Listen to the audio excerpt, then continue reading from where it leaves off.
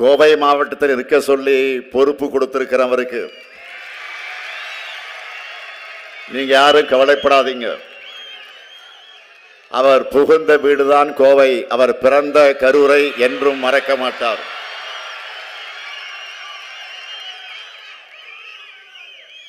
அது மட்டுமல்ல,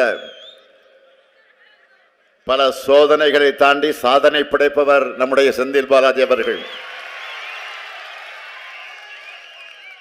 இந்த முறை கரூர் கோவை ரெண்டுமே நம் வசம்தான். ஏன், தமிழ்நாடு மொத்தமும் நாம தான். மதச்சார்பற்ற முற்போக்கு கூட்டணி